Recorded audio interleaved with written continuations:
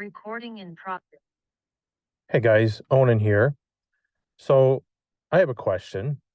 Is it possible that celibacy is the only really real way to be happy? And if you've been following me for a while, you know I'm kind of a roller coaster of emotions and frustrations and all that. Um, but I've been really pondering this a lot lately, and you know, as much growth and development and improvement as I've made on myself and I think our marriage has made in the last year, the whole sexual dynamic continues to be, I would say, seems to bring far more tension and frustration into my life and into our marriage than it produces in benefit. And I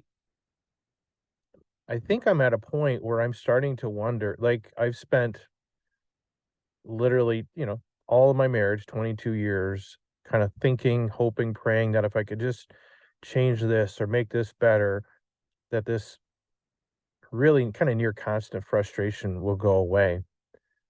And it doesn't. And I'm thinking it never will. And I'm chasing a very fleeting dream, I guess. You know, when I look back on our marriage, there was a period of time last year of about 4 months when there was the only 4 month period in our marriage where I didn't feel it's kind of constant or regular stress associated with this because my wife made a commitment that we would be intimate every 4 days. And on that kind of a schedule, I think it is possible for your sexual relationship to be an absolute asset. I feel like I was performing at a very high level. I wasn't dealing with PMAS. I wasn't stressed about it. I wasn't morally concerned. I had no issues following all the rules during that time period.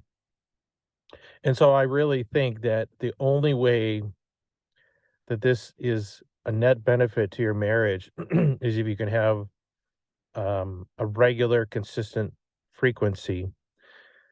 The entire balance of our marriage, including now, is not well. Number one, it's not possible now because of NFP, and we feel very comfortable in the decision not to have any more children, or at least right now, based on a whole variety of circumstances. And so with Marquette, you know, over half of our time is spent abstaining, and then the other third to a half is, left trying to fit things in around life and circumstances.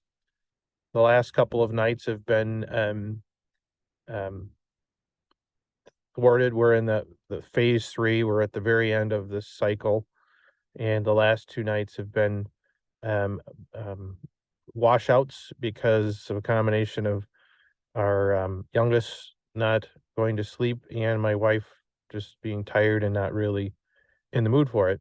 And, you know, it's one thing to be frustrated during the abstinence periods and then just to have to deal with frustration during the non-abstinence periods just makes me think it's not really worth it in the long run. I remember before we were married, um, I I was very happy being a celibate person. I had no troubles.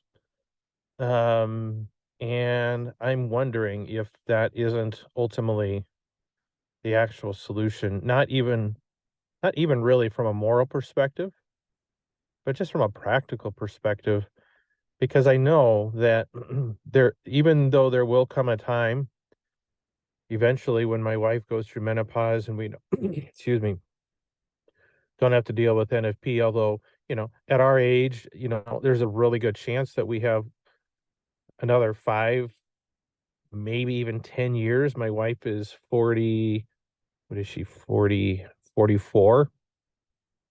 It certainly isn't unheard of for women to be fertile into their 50s.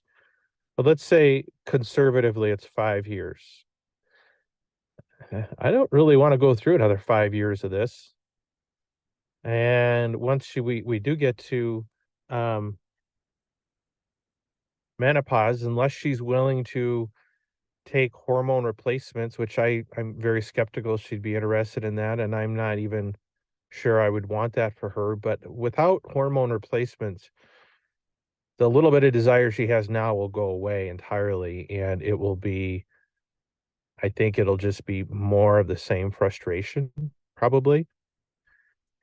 The other day, and I realized this must have really bothered me because I put a poll out on Twitter about whether to, oh, this is for women only. If you had to choose, if your religion made you choose between being subject to the marital debt or polygamy, what would you choose? And I kind of jokingly said, and I asked my wife that, and she hesitated briefly, but not very long, and said polygamy, because then I wouldn't have to do that anymore. And I know that as I've reflected on it, that really did bother me and still bothers me, for a couple of reasons. Number one, it tells me that she doesn't really get anything out, at least she doesn't think she gets anything out of our intimate relationship. And if she was given the option to not have to deal with it at all, she would. And I don't really hold that against her. It's just who she is. It does feel a little bit like a rejection of me, or at least it's a rejection of something that has been very, very important to me, as it is for most men. And so it was sort of a two-edged sword. And then at the other and the and then the other thing that it got me thinking about is I want her to be happy. And if she would truly be more happy without having to go through that at all, is that not something I should think about doing as her husband? Do I have to lay down my life for her? Um, I'm seriously thinking about it. And the other thing is this is I have yet to figure out or develop the discipline or whatever to get through these NFP cycles without some solo activity. And full disclosure, I personally, my conscience feels very comfortable saying that there's literally nothing wrong with it, at least from a moral perspective. Now, I could be wrong. Church says what she says, but when when I do that, I don't really deal with any moral. I mean, I don't think you ever totally eliminate that moral angst, but as a practical matter, I do that with a clean conscience. But it doesn't really help. Excuse me, it doesn't really help. It physiologically, it's sort of a very short-term relief. It kind of, basically what I can say is it allows you to fall asleep, and that's about it. It doesn't have any kind of lasting effect the way that the real thing does. And so it is something that um I find unavoidable when it comes to the intermittent pattern of, you know, being in a any kind of marriage relationship. W- w- we were intermittently abstaining or engaging even when we weren't fertile, just because life is such, my wife's interest is such that it just never really happened. Other than last year, it never happened on a time frame that was sensible to me. And so I don't know. I think it is extremely impractical for men, myself at least, to be on an NFP type schedule or any kind of a infrequent schedule, and um not not deal with solo. I just don't know. I mean, I could go without it, but just the amount of frustration and tension it brings in to my life is just enormous. And so I'm really starting to think as I just kind of pile up the pros and cons that I'm really starting to think that just total abstinence is the only real solution. Now, I'm not sure. Now, my hope if I go down this route is that eventually things just kind of calm down, they die down, and could do it without solo. I mean, if it's just celibacy but solo all the time, well, then that's not really a solution because I'll never be happy with that either. So, is it possible that celibacy, after a period of time, you can kind of detox yourself, so to speak, and be able to go without any kind of intimacy, any kind of solo activity? I don't know. I'm not sure. I've never tried it long enough and or been successful at it long enough. So, but I'm seriously thinking about it, and I don't.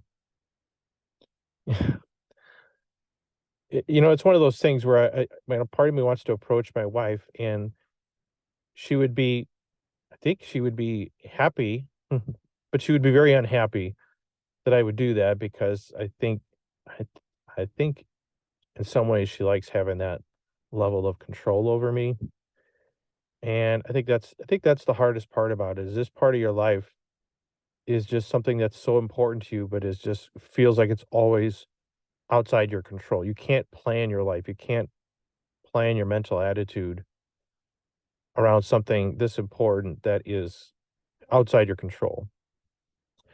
So anyway, that's where I'm at right now. I'm as has been my habit, I have these ideas and then it's just one moment of bliss with my wife and it's all gone. But I just, man, I'm really worn down by this. And I'm giving this serious consideration at least. And so we'll see. Stay tuned for more. Want to share that with you guys. Appreciate you listening and supporting me. And until next time, everyone, have a good one.